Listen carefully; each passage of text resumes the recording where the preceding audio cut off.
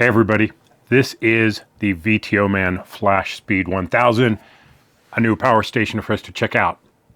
Let's talk about it. So, this is a nice new power station. And honestly, I was not going to take on doing another review of a power station until I started looking at the specs of this thing, the price point of it, and what does this have to offer, and is it unique enough for me to warrant spending my time on it? And I thought it was. So here we are. I like the size of it. I mean, I don't like anything that's much bigger than this, although for its capacity, it may be a little on the large side. While the name is Flashspeed 1000, that's the output on it. The internals on it have 828 watt hours. So that's, your usable is going to be in the mid to high 600 range, based on about an 85% efficiency.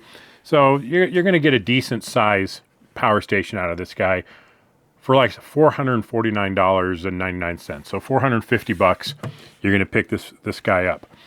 What is unique about it? Well, now let's go over the basic features, right? I mean, we'll cover what's unique along the way. We have your standard 12-volt cigarette lighter style port. That's fine. Everything needs to have that. So I'm not going to complain too much about it. I'm just sick of the standard, but everybody uses it, so there's nothing I can do about it. However, underneath that, we have two DC 5521 ports. That I really like. I like 5521s.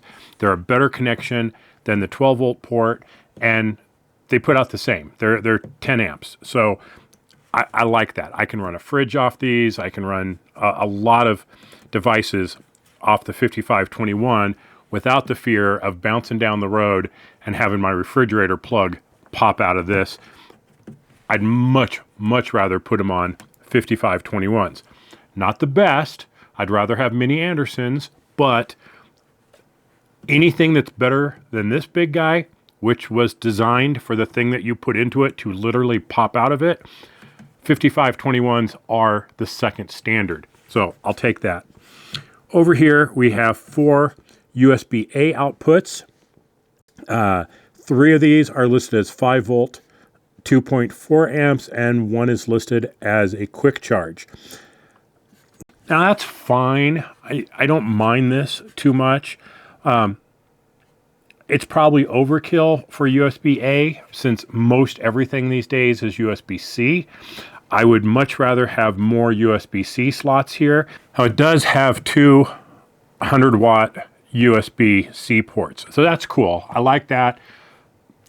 I'd prefer this to be swapped. I'd prefer 2 USB-As, 4 USB-Cs. We just don't use USB-A anymore, and everything we have, the laptops, our phones, our radios, our Starlink, everything is USB-C. I'd much rather have more USB-C ports. We got 3 AC ports. That's fine. You know, I've never needed more than 1, but I'll take 2. 3 is a bit overkill for overlanding, but not a big deal. We'll come back over here. This is our input side. So we have 3 different types of input. We have our standard AC power cord, we have mini Anderson, love it, and we have a barrel connector. So we can plug into standard mains power, we can connect a second battery to it, we can connect our solar to it, we could connect our cigarette lighter port to it. Number of different ways to charge this, which I think very cool. Love the options. Love the mini Anderson on here. Brilliant. I just wish the mini Anderson was down here as well for the output. Over here, we have a dedicated port for a battery expansion. That's a standard XT60. Not sure if I could actually just plug solar into that, but I mean, it's designed for a battery expansion. And then next to that, we have a different port here, and this is a vehicle jumpstart port. For 20 bucks, I think, on Amazon, you can buy the cable to go from here to use it to jumpstart your battery. Pretty darn cool. Now, sides and the back, there's nothing else on it. Everything you need is on the front. I will show you very quickly that on the back is a light, 3 modes plus blinking. So there is a light on the back if you want it. I'll probably never use that, but that's fine. Let me show you another thing that is very cool about this. I dig this. You have a storage port for your different cables. Now it comes with your AC power cord, your cigarette lighter charger, and a USB-C and USB-A cable. How cool is that? It all stores in there. Now some people have complained that this is hard to get into and they were using their keys. It does not bother me at all. All right, so let's get into performance on here.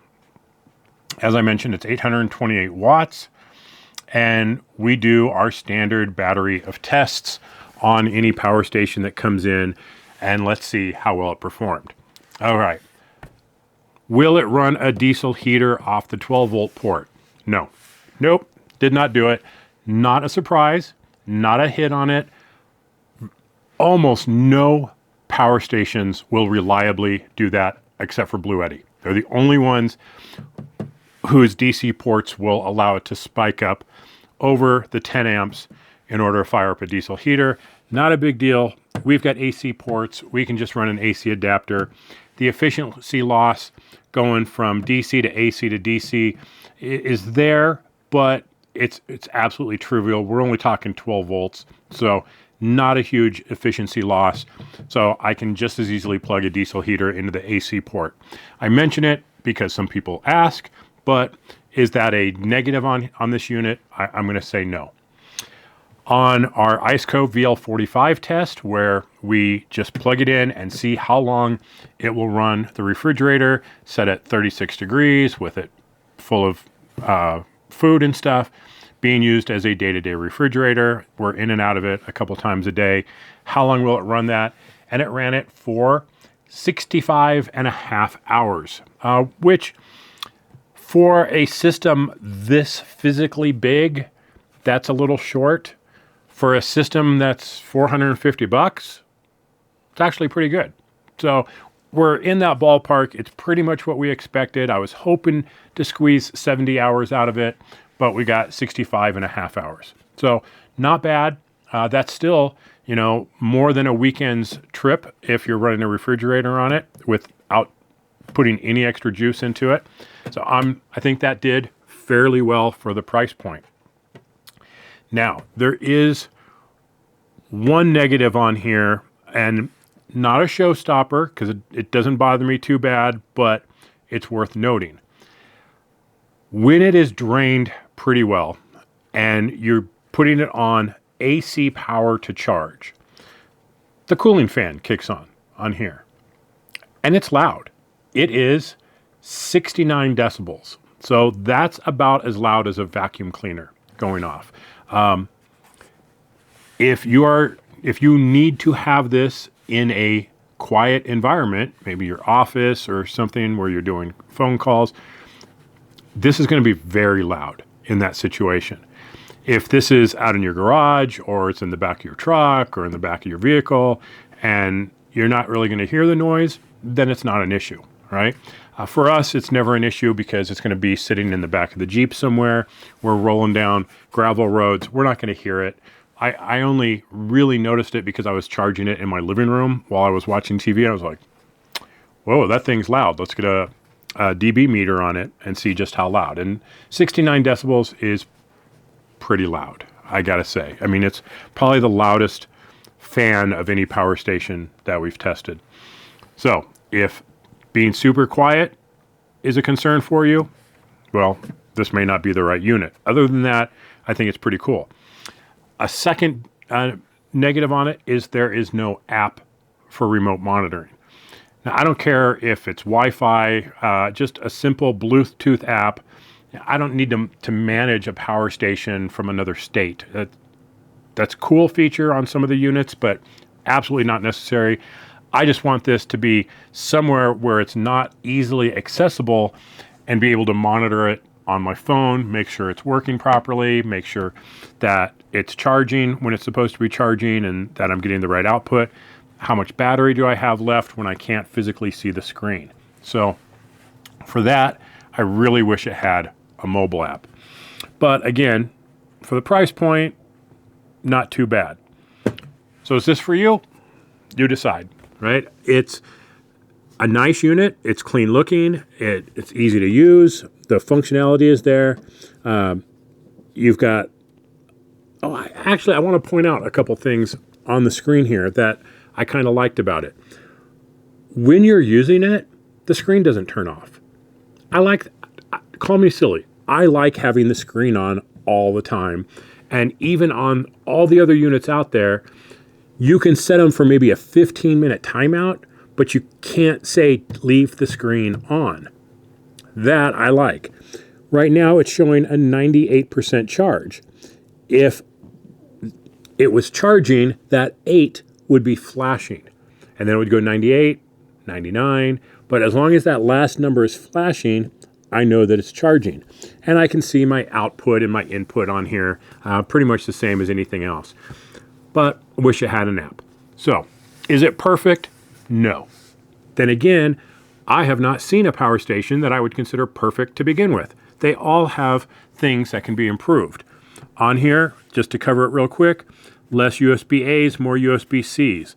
I would rather have mini Andersons down here or XT60s, something for my output besides just something that's a friction connection. I would like something that was a more solid connection on here. I mean, XT60s are friction connects, but they're a lot more solid than this. That's it. An app, that'd be cool. And a suggestion I have made to every power station company out there: when your power station is getting down into the 5% or 2%, whatever, very low range, have a beep, have an alarm, have a low voltage alarm somewhere to let people know their power station's about to die. Beep, beep, beep, beep, beep. Would it be that hard? Please do that, okay? It should be standard on all power stations.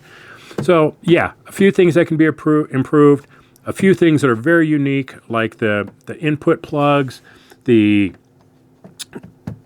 vehicle jump starter on there, I think is kind of cool. So I think it's a cool unit, priced decently. Check it out. Maybe this is something you want. There is a link below to this on Amazon. It's an affiliate link. It doesn't cost you any more to use that link, and helps the channel out if you decide to buy this. So there's that. Thank you to all the Patreon subscribers that we've been getting lately. Really appreciate the support on the channel. Helps us do what we do, and you'll see your name at the end of all the videos. Thanks for watching, everybody. This has been Kerry. Stay safe out there. We'll see you on the trails.